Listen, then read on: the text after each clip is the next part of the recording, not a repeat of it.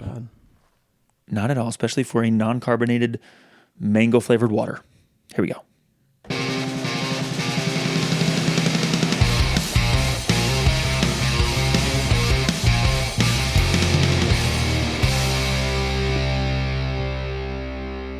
Hello and welcome to the Section 109 podcast.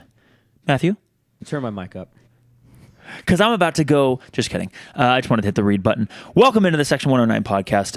I'm here with Pablo Juan, Mixie, who's over there just being the goodest boy, Matthew, and we're here in Studio Breezy to talk about our women's away first loss of the season, 4-1 or 1-4 to the Nashville Rhythm. Matthew, how you feeling? Well, I'm feeling good personally right now. It's been a nice and enjoyable Monday. Were you asking about the game? Yeah. Game's a mixed bag for me. I didn't think we played that bad. I watched it this morning. I didn't think we played that bad. I don't think we played great. I think not having Summer, who was at the testimonial, that hurt us a little bit. No Avery Ingles for the second match in a row. Don't know what's up there. No Sam Maudsley. Our only 6 of the season, really. We don't know what's going on there. Not ideal. But like we were mostly solid. Yeah, see, I think it wasn't like I didn't feel like it was a 4-1 game. Yeah, that's where I was going to go with that. Do I think it was a 2-1 game? Yeah. Nashville was better. Not like incredibly better. They didn't have they weren't storming the beaches with waves of pressure or anything like that. I thought their just top end quality showed. And I like how we watched this completely separately, and we're almost gonna, like, if these were your 3 things, I'm fucked because we have the same ones. I actually haven't created my 3 things yet, so you're in luck.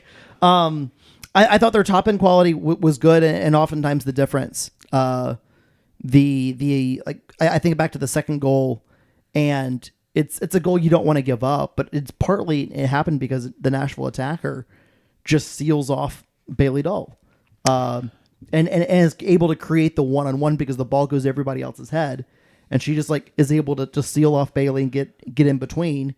And then it's a 1-on-1 with the keeper. It's also not just a seal off. You did text me about this earlier, and we hadn't talked about it. It's a really good first touch and a really good turn. Yeah, and it's one of those it is one of those top end. Look, if it's a center back and not an outside back, that maybe the physical presence is a little bit more. Yeah, and it's a little harder to turn her. But sometimes players just make really good plays. There's 3 players on that field. It's the girl that made that play, Yuki, and Chris on St. Louis, that can make that touch and that turn. Yeah. Then there's just not a lot of players out there that can. And great players make great plays. And like you said, the top end talent, I could not agree more. It was a pretty even game. And I'm actually encouraged. I'm not happy about the result, right? But Nashville's very good. Yeah. And they've only gotten better. Yeah, they've gotten better from that first game. Except so have we. Even though she who shall not be named left, and we're theoretically less talented because of that, we're better than we were that. Yeah, we're not better than they are, but we're better than we were. I'm going to be honest with you. I did not want to feel this way, but my heart felt like, especially knowing we were going to be missing Summer, I did not know we were missing Sam and Avery. And if you told me before that game, I'd have been like, it's going to be 4-0, 5-0. Yeah, because those are 3 key contributors, and honestly, the depth was really, really good in this game. I thought we were basically as good as them for 60 minutes of the game. Well, it's our first chance to see Serena Lewis start. She's a good player. Yeah, she's. I had mentioned, I think, in the kind of the preview that I thought she was going to come in and be starter level quality. And by the way, we have 4 starting level center backs now. Yeah, and we didn't the first couple weeks. We still haven't seen. Grace Parker Roberts played a little bit in this game. We haven't really seen enough. Yeah, I haven't seen enough of her really to know. And you said coming back from injury, so there's always this season happens so fast that if you only look at some of these if you get hurt for 2 weeks in this lens, you're going to miss everything. So let's rewind a little bit and let's go to the starting lineup. So I'll give it to you since you made it. Goalkeeper. Back in the net, Caroline Johnson. Welcome back, Caroline. Glad she's recovered from that nasty bruise. Right wing back, Bailey Dole. Right center back, Anna Lanter. Center back, Avery Catlett. And left center back, I should say center back. Left center back, Serena Lewis. Left wing back, Katie Johnson. Central defensive midfielder, very surprising to me, Ava Van Doren. But it turns out she is just the Swiss Army knife of this team. She can be played in any position. Yep. Which is great. And I thought she was actually better than decent. She's actually good overall in that role. And so she's played striker, right wing back, and left six. wing back, and the 6. She played left wing back too? She started a game at left wing back. I thought it was right wing back. No, you're right, because Bailey started at right wing back. She started left wing back. Has subbed back into right wing back, but she started also the other started one. Yeah. My bad. Wait, which game did she start at left wing back? Oh, now you're going to make me look it up? Yeah. I will later. Because Anna Silva started at right wing back, which leaves the left. And then Bailey played at center back. Yes. Okay, now I've got it correct. Okay, so it must have been that same game at Atlanta. Nadia started at central midfielder. Unsurprisingly, she started every game so far. Sage was at the other central midfield spot, and she also played a little bit of the 6 at times during the game when the subs were happening, coming in and out. Kaylee Burrell, nice to see her return. Thought she was very good. And Chrishan St. Louis, who all she does is score. A goal every game. It's pretty cool. There's a reason she has been the player of the year for St. Lucia like 5 years running. She fucking rules. Okay, on the bench, you had Brooke Alvarez, who, of course, did not get in as backup keeper. It's very uncommon for backup keeper to get in, unlike these other teams who play their both keepers, which is silly. Grace Barker-Roberts also made an appearance. Addie Chapman, shout out. Lupe Diaz, who did make an appearance, by the way, who you have marked here as not making an appearance, but she did. Kristen Grant, Victoria Grant. By the way, same last name, Kristen and Victoria. They related? I don't know. I don't know either. Just I hadn't looked at their names next. I think they're both from Atlanta though, so maybe. I don't know. I saw their names next to each other. First time I've seen their names next to each other. Kristen Grant, by the way, a late addition. This is the first game she's played. She was registered, we found out a couple days before the game, so this was her first appearance. Nice to see her get some minutes, and it'll be interesting to see going forward kind of what she brings to the table. Again, I said Kristen Grant, Victoria Grant, Sarah King, and Emma Webster. So everybody played except for the backup goalkeeper. And we lost 4-1, but our goal was scored by who else? Chrishan St. Louis, from Kaylee Burrell, who had a shot on goal that got saved. Honestly, it was a nice save. It was a nice save, yeah. Same thing that happened to Caroline on a couple goals as well. Nice save, yes. And then there's a player to follow it up. So okay, let's go to the general thoughts. Matthew, you have some things written in here for your general thoughts. Why don't you take it first? Yeah, so by the way, my voice is shockingly bad. 2 days later, it was like I should be fine. But I sang a lot for Juan. I noticed early in the first half, but I thought it continued all the way through, that Kaylee Burrell's defensive work was really, really good in this game. And I think one of the reasons why, outside of Nashville's goal in the 4th minute, that they were not overly dangerous in the first half. Did you start a timer to figure out what minute they scored in? Or was it on the graphic? Because there was no score bug. That was one annoying thing about this game. We talked about this earlier. Sorry to completely ADD off. The announcer was really good for this game. Really nice to have like someone that cared, that did research for the stream and like did a lot of stuff. And he was also funny. He may not have been trying to be funny, but he was very funny. He was very unintentionally funny. But he was very funny. And I mean that like all compliments. Like it was very funny. They didn't have a score bug, and that was frustrating. So what's interesting, and they didn't have ball kids, which is also frustrating. Nashville, get your fucking shit together. What's really interesting about this is it's supposed to be a top 5 WPSL team club in the country, and you can't have fucking ball kids. Get it together. I actually had a score bug for mine. No, I didn't. It was, which is why one of the reasons why 11 sucks. Yeah. I don't think it was actually. To be accurate. fair, my Paramount Plus didn't have one the other day for the Champions League final on my phone, which was that's weird. It's just like weird OTT stuff. Yeah, so I had a score bug, but it was like not one that the team builds into their package. It was the Mike Huju one, like the weird Mike Huju one, which by the way is fine as long as it works. Except it the time was not accurate on it. I don't know why their timer doesn't count right. That's a common thing. Yeah. It comes up on my TV all the time. So I didn't notice. So we were at like, the 41st minute or something like that, or 42nd minute on the bug, and the announcer was like, and we're into first half stoppage time, and I was like, oh, cool, okay, neat. So when I say 4th minute, I mean like it could have been plus or minus like 5 for all I know. But anyway, like I thought going back, I thought Kaylee Brill's defensive work was really, really good. You would see her, the ball would be past the forward line, and she would be, coming back into the frame, like, nipping at the heels, trying to just like poke the ball away towards one of our midfielders, and kind of reset the attack from there. And I thought she was really, really effective with that.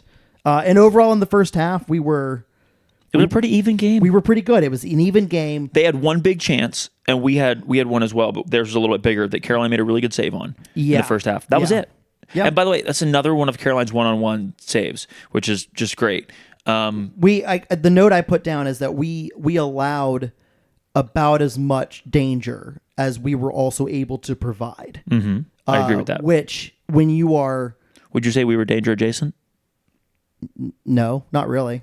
Honestly, not really. But we also kept Nashville from being danger adjacent for the first half. I mean, there was the goal, which comes from a bit of a defensive breakdown, just a really good ball between lines. Like, it's nasty through ball. It's a really good ball, and there are 2 players on that field that can round the keeper like that and make that play. Yeah, and it's Kristan St. Louis and Yuki Watari. And Yuki Watari is a fucking cheat code. Yeah, she really is. She is the best player in this conference. She may be the best player in the WPSL, though I haven't seen enough to like know for sure. But she is real fucking good, and the ball she was the difference in the first half. The ball through is excellent, fantastic. It's excellent. That is one of those where you go, well, fuck. Like a really good team beat us on a play, and then we went down and tied the game.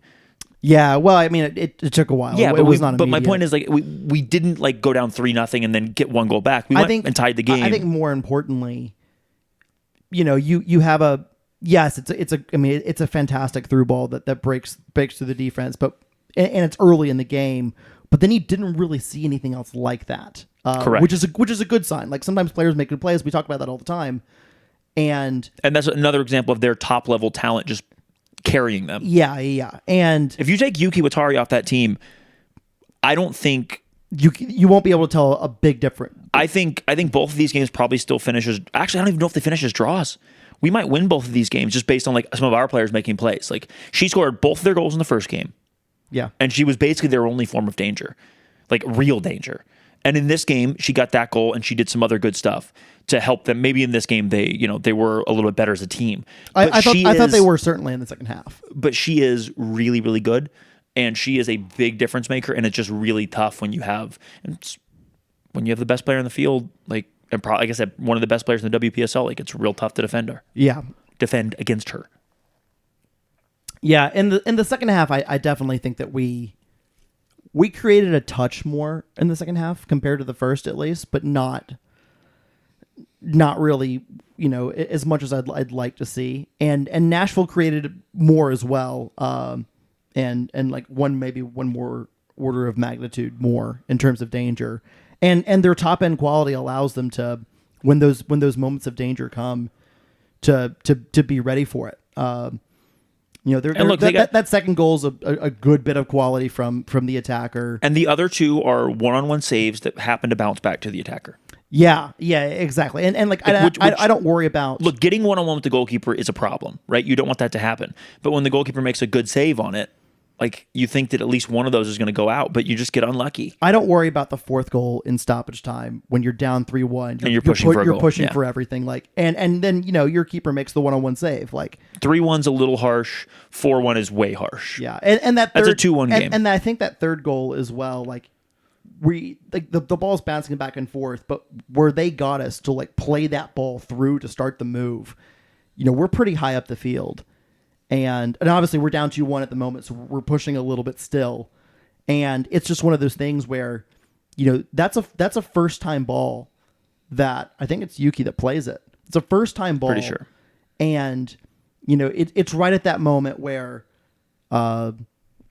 we're kind of trying to play the offside trap, except I don't think we executed it well at all. But we have to, in that moment, you have to play the offside trap, because if one person is on the far side of the field is not completely in line with it, they're gone, and they ended up being gone in the process. And Caroline still makes a fucking great save, especially like in a 1-1 scenario.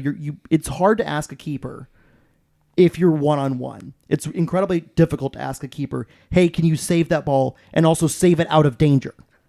No, you're just asking. You're just hoping for a save. You're just hoping that like they don't score on the first time of asking. And both at the third and fourth goal for Nashville, that's exactly what Caroline did. Hello, Sirens. I mean, she saved it. Like she did her job. Just gets unlucky. And luck plays a lot. I mean, luck plays a huge role in sports in general. So I think 4-1 is a little bit of a harsh score line. I do think it shows that there is, at the very, very top end of the talent level, that we do have a little bit ways to go to get there. And like we saw this we've seen this in games before, both in the women's game and in the men's game. Like sometimes you just need that top end level of talent. I think Maryland last year when Darwin Espinal tied the game by making 2 good plays all by himself. Yeah, correct. Or Marcus free kick to beat Maryland this year. Yeah. Like on the other end, when we make the like, sometimes great players in whatever game make a difference. Yeah. And I will also say, you know who Yuki Watari reminds me of? Different player, but like dominance wise. Juan Hernandez in his prime. I like that. I should have gone that way. No, I was going to go that way. You remember Uchenna, who eliminated us from the playoffs by scoring like 4 goals in Aaron Ridley's last year here, 20. Oh, the girl that went on to like be on the Nigerian national team, who was already on the national team. Yeah, but like went to the World Cup or something. Yeah. That's sometimes the teams just have something that you can't compete with. Yeah. And different players, but just that level of dominance. I was thinking about her the other day. I see where you're going with she that. was so good. I'm sure, probably still good. Yeah. So like, it's so let's talk about the impact in terms of the. Well, actually, do a couple more thoughts here, and then we'll talk about the impact to the standings. And so I'm just going to go through some of my key things, which you didn't do because you're not prepared for this. Nashville are a little better than we are, as we already said, and basically these things we've already talked about. They're improved from the first week, but so are we. The gap's not as great as 4-1 seemed, and that's a good sign. This is probably the death knell in our playoff hopes because the top team is the only one that goes through. However, the season is not over, and this game bodes well for the other games we have to play, including our away game. So I'm excited about what's to come, and I think we can still finish strong. And you never know, maybe some balls roll our way, but it's a little harder. The playoff run becomes a little more difficult. Yeah, too many games in the regular season, or too few games in the regular season, and only one team advancing out. Like, yeah. Yep. So we said in the first one, right? Sometimes having 1 or 2 game changers just changes everything. First goal in particular, like sometimes somebody changes things. So that's kind of the story of this game. And we just we just said that, but that was the one I had written down here. The depth this year is notable. We talked about that at the beginning, and the mentality is still very good. I think in prior games I mentioned we kind of let up in the second half a little bit. I don't think we let up in this game near as much. I do think that they had a little better second half than we did, but I don't think we had the last few games we had like a 10 to 20 minute period where we were poor in the second half, where we were a lot worse for that period than we were for the rest of the game. We didn't have that this game. We were solid all the way through. We may have had a slight dip, but it wasn't like the other games. So that's good. We were still pushing for it in the end, and ball bounced a little differently on that one that Croissant hits just over the bar where she's away, like, it's 2-2. It's 2-2, right? So it's not only a closer game, but the mentality was still good and the mentality was still there. And I think I may have said this earlier, but in case I didn't, Croissant St. Louis cannot be stopped. You can only hope to contain her, but you're definitely not going to just stop her. 5 games, 5 goals. Yeah. It's so good. So that's kind of what I have for my 3 things. And I'm bummed we lost, but I'm not as bummed as I thought I was going to be. I think because of the way we lost, and with how bad I watched the highlights from. I wish shout out to Nashville for having highlights on their stream. Fuck you for being, not taking the rest of your game seriously, but thank you for having highlights. And I watched some of their Knoxville highlights, and buddy, they humiliated them. Yeah. And they did not do that to us. I don't know why, because I think Knoxville's quite good, but we did not get humiliated in the way that they did. Like we still lost 4-1, and they lost 5-2 or whatever else, but I watched the way those goals were scored, and I was like, damn.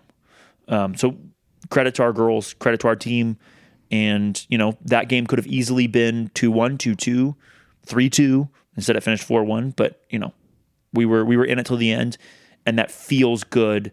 Feels better than I thought it would, I should say. Especially with the 3 players that we were out, which really I would have expected much worse. So let me do. We were out 3 starters. Right, and yeah, I don't know. I don't really know what else is what there is to say, because I think the takeaways I would have had are actually just they're just your takeaways that you wrote down first. This is why we need a third person on the podcast, so we don't just agree on all the things. Absolutely, it's really annoying. So let's talk about where we're going now. Let's do it. Let's talk about the road to the playoffs potentially. The road to the playoffs is win out and get help. Mm-hmm. But who are we playing? So we've got 865 Alliance coming to town on Friday night. A little Friday night football. I will be out of town, which bums me out. Yeah. So yeah, it's a huge game. I mean, like, look, our hopes are already pretty slim, but like this is a must win. It's a big game. 865 Alliance has now played 5 games. I realized that literally last week they had played one. They'd played 1 and it was us. Nope, they played 5 now. And they took that loss to Nashville right after drawing us and drawing Charlotte Eagles, and they went out and they beat Soda City 8-0, and then they beat Birmingham 4-0. So let's go Birmingham. That's a good result, Birmingham. That was a good result for Birmingham. So they will have us now on Friday night. Around the rest of the league, Nashville's going to have their next matches against. Hang on, I had it up. Nashville's going to be hosting Atlanta Fire United. Georgia Impact, who we won't play, has Charlotte Eagles. And the next match of interest... We need our 2 Atlanta teams or 2 Georgia teams to do us some solids here. Yeah, the next match of interest in terms of our away opponent the weekend following, Women's Football Club of Charlotte will be at Charlotte Eagles on Wednesday. Are we going away to women's? We're not going away to Soda City? Correct. Do we have Soda City at home? Yeah. Fuck. So the Soda City, we should win. I think they have like a negative 400 goal difference. Negative 30. So there's no guarantees of anything, but we should feel good about winning that game. I think we definitely can beat Knoxville, but it's going to be hard because they are good. They're coming off a pretty brutal stretch, so maybe they'll still be tired, but they have enough time to recover that's going to be a tough game. But it is at home, so we certainly can take care of business at home. That away game to Women's Football Club of Charlotte, though, is that's hard. Yeah. Tell me a little bit about Women's Football Club of Charlotte. What's their season so far? Well, they're currently on top of the Southeastern Conference. 3 wins and 1 draw. 19 goals scored, 2 given up. Yeah, they're pretty decent. 19-2. What have Charlotte Eagles done? Charlotte Eagles, by the way, are in 5th. They've only played 3 matches, 2 wins and a draw. 16 goals scored and 1 given up. So they haven't really played anybody outside of 865 Alliance. That's right. And Nashville? Nashville's in 2nd right now, 3 wins and a draw, just like Women's Football Club of Charlotte. 12 goals scored, 5 given up. Goal difference of 7. Interesting. And Nashville's played us twice. They've played. Did they play Birmingham? I know they played 865 Alliance. I forget who their other game was against. So who does Georgia? Oh, they played and beat Georgia Impact 1-0 on the road. So what's Georgia Impact's? So Nashville's going to have Atlanta Fire United away to 865 Alliance, hosting Charlotte Eagles, and then away to Birmingham to close the season. Wow, Nashville is not going to win the conference unless one of the other 2 Charlotte teams. I will remind you that Women's Football Club of Charlotte has to play Charlotte Eagles twice. So okay, so it does come back, and Women's Football Club of Charlotte has to play us. Yeah. Okay, I forgot about that. But I'm thinking boy, that Nashville everyone does. I mean, like, the schedule sucks in terms of, like, you're sometimes playing teams once, you're sometimes playing teams twice, you're sometimes playing teams 0 times in conference.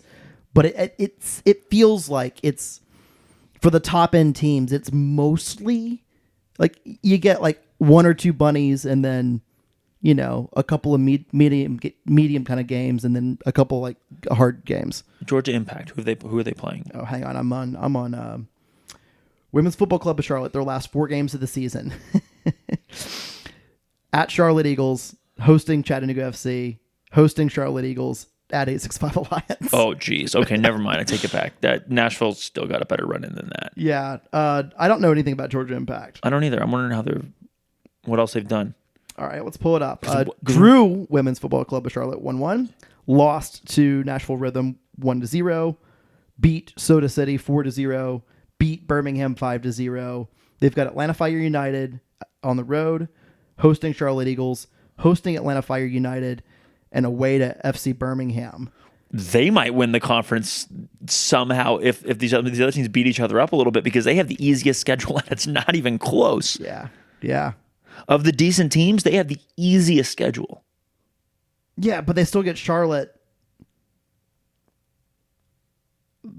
Easiest schedule with Charlotte, with Nashville, and with Women's Football Club of Charlotte. So, yeah, but it's 1 each, not or the Nashville was twice, but they only lost them 1-0. Right. No, they only get Nashville once. They get both Charlotte teams. They get Nashville each once. So like they still they get Birmingham twice, and so they still have 3 top end games though. They got 2 powder puffs. Sorry, Atlanta. Like, Atlanta's okay, but Birmingham's terrible. Like, they get 2 powder puffs. Oh, I wouldn't call Atlanta Fire United a powder puff. I think it's a medium game. Birmingham and Soda City are the actual powder puffs. Okay, they're a step above that, but it's like from roadkill to, like, you know. I don't want to belabor on this too much. But they have the best run in here to be the surprise. That's interesting. That could be real fascinating to watch. Look, they're going to need an upset, but they control their own destiny very much there. Yeah. in a lot of ways. Yeah, only 3 points back of. And look, some of these teams could beat each other up, and we could, you know, we're not out of it, but we needed to win out or at least draw that Nashville game. And losing puts us in a real tough position. We need some help to get through. Yeah, but we've talked about it before, that the schedule needs to be longer, and both for the time commitment and for just showcasing players and like having a proper season. Like, well, and it also needs to be, we should play everybody once. Just split the conference then. No, just play everybody once. Oh, I see what you're saying. No. That's 8 games. That's too few. Yeah, but you can make a bad thing a little bit better, and by making everybody just play everybody. If you're going to play 8 games, like, play everybody once. Yeah, but play more games, because this isn't proper football. Well, and it should be. Well, because they deserve it. It's called soccer. So fuck off. Well, Matthew, do you have anything left? Yeah. So make sure there's nothing happening on Friday night. The men are away on Thursday. There's nothing happening on Friday night. It's, you know, we have 4 home games for the women this year. I realized that the Nashville one was expected to be, you know, awful weather. And then there's 2 doubleheaders. This is the only other standalone women's game of the season. So everybody get your asses out to Finley Stadium Friday night. It's going to rule. I wish I could be here. I will be back for the doubleheader, however. Listeners, thank you for listening. Viewers, thank you for watching. If you wouldn't mind leaving us a comment on YouTube, we would love that. We got one comment, Sean. I haven't missed your comment that we're going to talk about in the future episode. And if anybody else has any comments or whatever, leave them. And we love 5-star reviews. We haven't gotten any of those in a long time on the podcast app. So if you want to leave us one, it'd make us happy. Thanks, everybody, for listening. Peace.